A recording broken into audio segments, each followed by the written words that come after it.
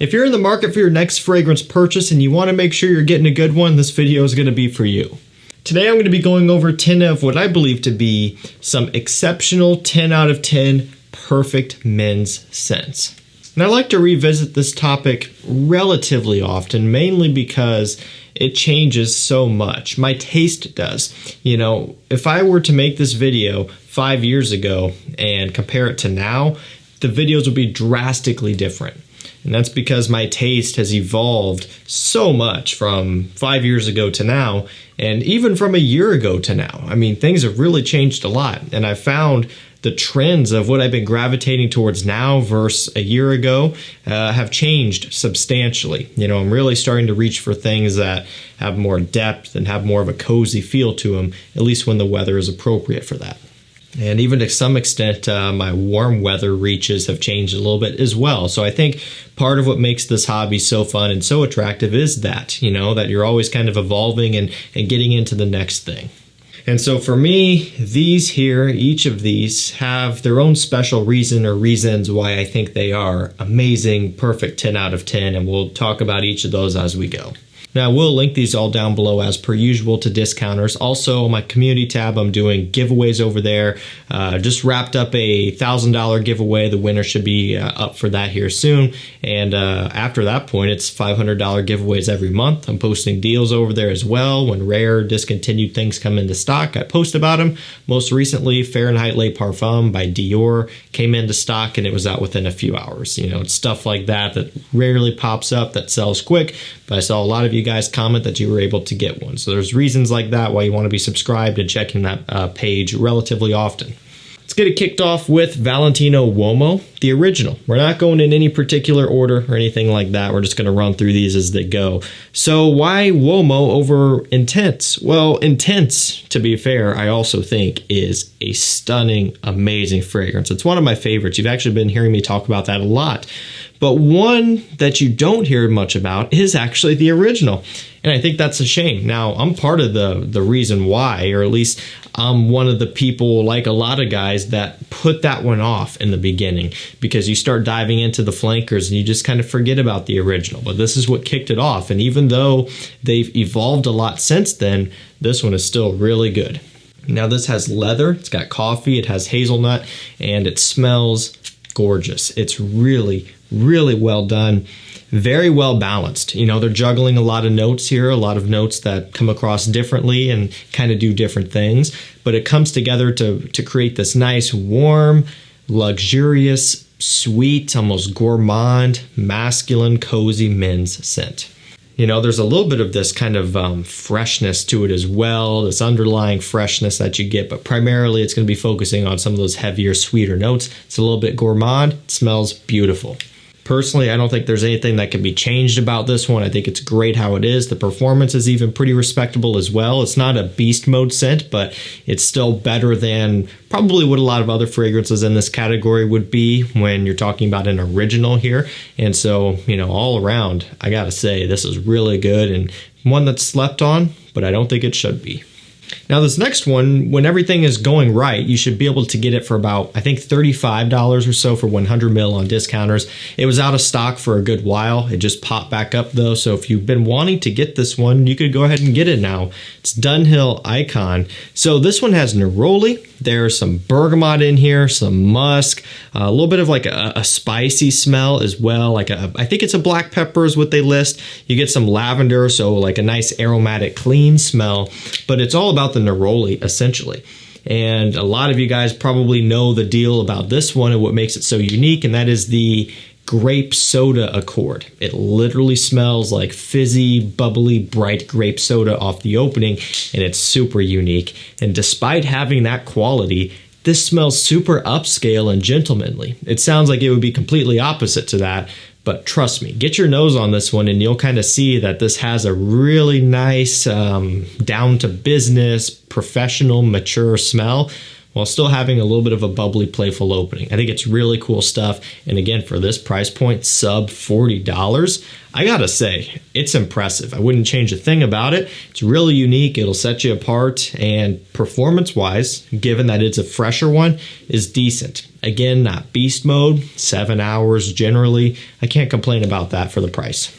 This next one, we have Prada Luna Rossa Black. So this one is basically all about the tonka bean. There's tonka bean and a little bit of like a little bit of a musky smell in here.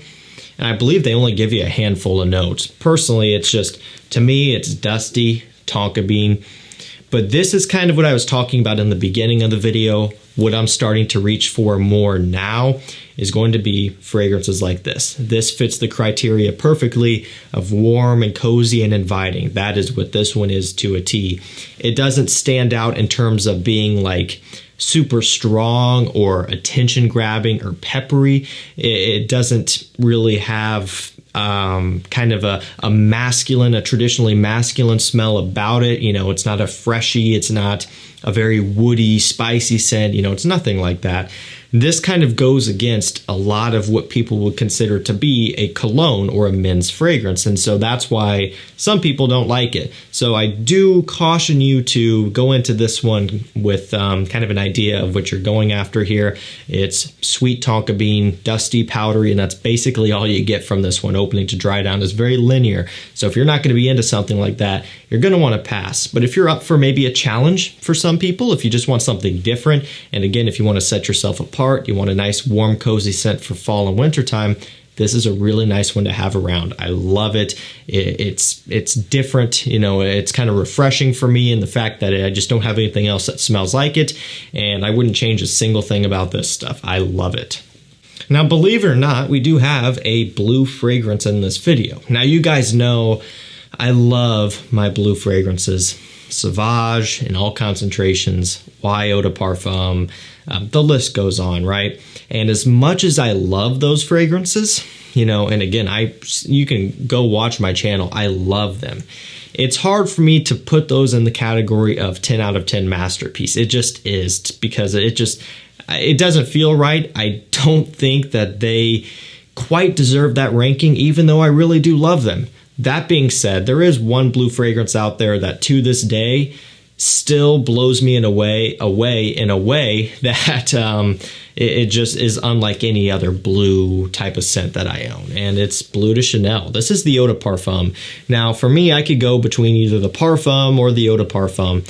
Now, I would say for the average buyer, the average consumer, the Eau de Parfum, meeting it right there in the middle, is going to be, for most, the best bet, okay, the EDP, because it still is very much that DNA. It doesn't sway from it too much, and it has increased performance over the EDT. Now, maybe if you do want with something a little bit more different, I guess, that variates a little bit from this DNA, you could go with the Parfum. Again, for me, that's generally my pick, but trying to cater to you guys as well. Price point, performance, and just smell, I think the Eau de Parfum is the most well-rounded.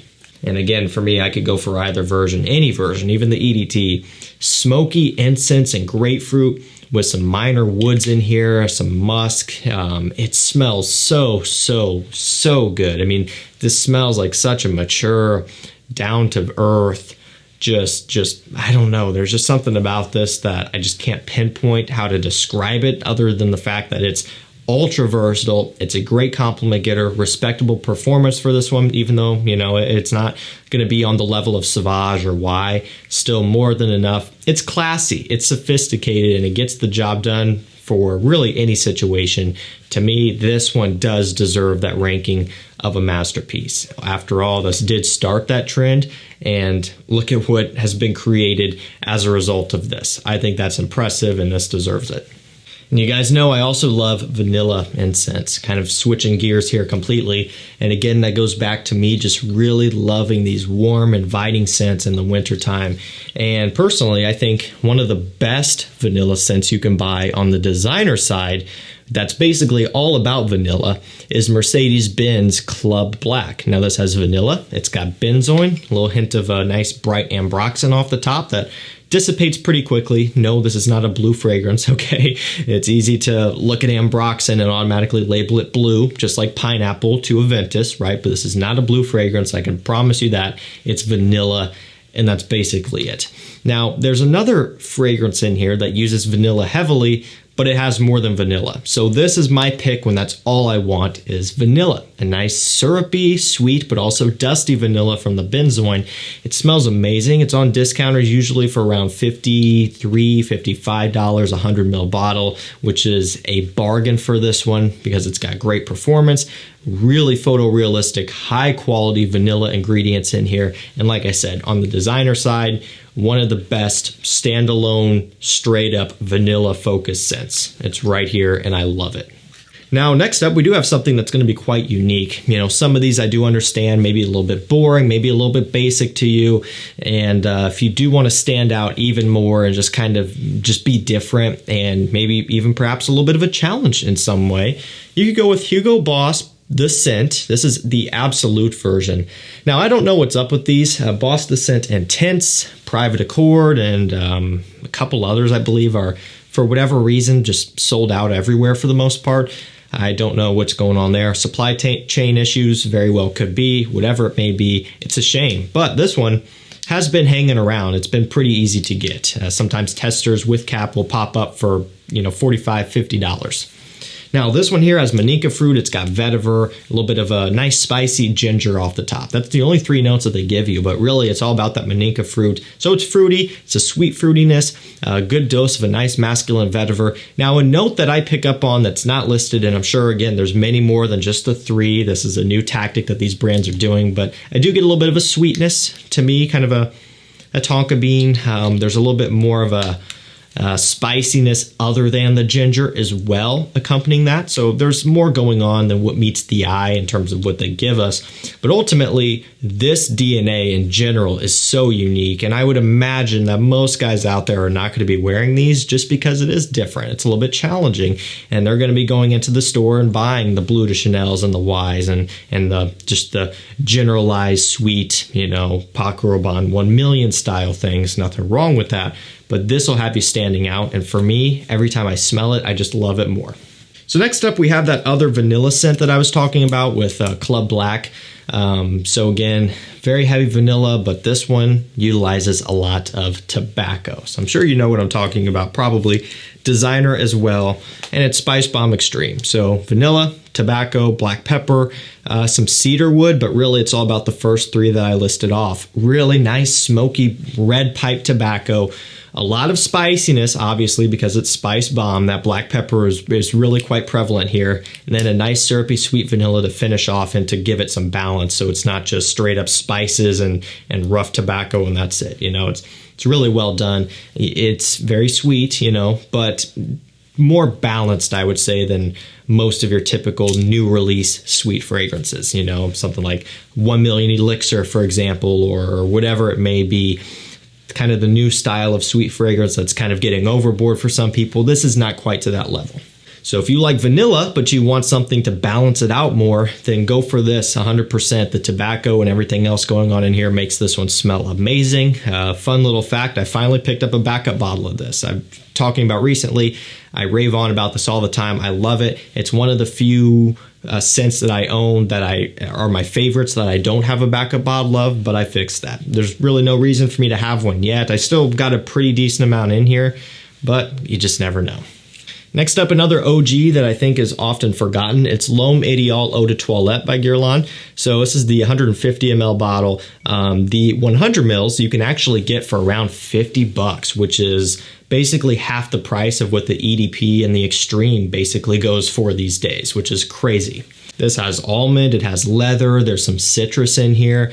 Smells so unique, so interesting. This is a nice creamier take on it. The EDP brings in some cherry and some more vanilla, gets a little bit stronger. The Extreme plum tobacco, it's a little bit different. The intense, one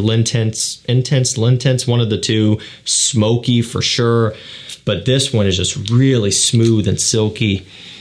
and easily forgotten about, which is a big bummer. I love it. I think this is amazing. I wouldn't change anything about it. And while I do rave on about the Eau de Parfum and the Extreme, they're amazing, but they are hard to get. This one to me is still perfect. I wouldn't change a single thing about this. And oftentimes when I want something lighter and more versatile and easier to wear, I go for this. I'm gonna knock out the only niche scent in this video from Kilian. It is Straight to Heaven. This is just the original, basically. They do have an Extreme, which I love, and they have a Straight to Heaven Oud and Special Musk, or Oud and Musk Special Blend, I think is what it is. Special Musk, I don't know what that is.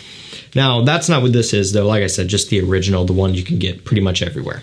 Now, this has rum, patchouli, cedarwood, some dried fruits. This is one of the best boozy, woody scents I've ever encountered. Patchouli as well, if I didn't say that already.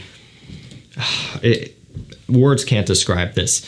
It's in my top 3 Kilians. This, apple brandy, and if I'm not counting another Straight to Heaven, maybe Intoxicated. It's very tough, but this will always remain in my top 3. This will never change. Maybe the third one there could be swapped out depending on the day, but this and apple brandy for sure are staying in my top 3.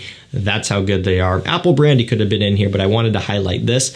It's got better performance than apple brandy. I think it's going to be more likable to most people. It's just drop dead gorgeous. And last up for this video, Dolce & Gabbana The One Royal Night, exclusive edition, but you can really get it anywhere. So, or by anywhere, I mean on discounter. So it's not all that exclusive. It's pretty easy to get and actually pretty affordable. Cardamom, amber, and sandalwood is basically what this is all about. Some cedar in here as well, but it's sandalwood heavy, very creamy and smooth. A little bit of a warm, spicy cardamom, and then a nice sticky, sweet amber, which is very, you know, it's used all the time in the one, basically. Now, I always describe this as basically Dolce & Gabbana The One minus the tobacco with increased performance. Easiest way to look at it. If you hate the performance of the one and you can live without the tobacco, go for this. And I always say, look, to get your tobacco in, layer the one EDT, EDP over this, and you're gonna have this longer lasting base to get you through the day even more. But just on its own, I think this is amazing. It's one that I've often been gravitating towards more than the EDP, which is something that I never thought would happen. I really like it a lot. Alrighty guys, that's gonna do it for me. 10 out of 10 perfect men's fragrances that hopefully you can kind of get some inspiration here if you're looking to spend some holiday money or to treat yourself to your next new thing. You can't go wrong with any of these in my opinion. I will link them down below. That's gonna do it for me. Thank you so much for watching. Stay safe, stay healthy. We'll see you tomorrow with another one. Take care.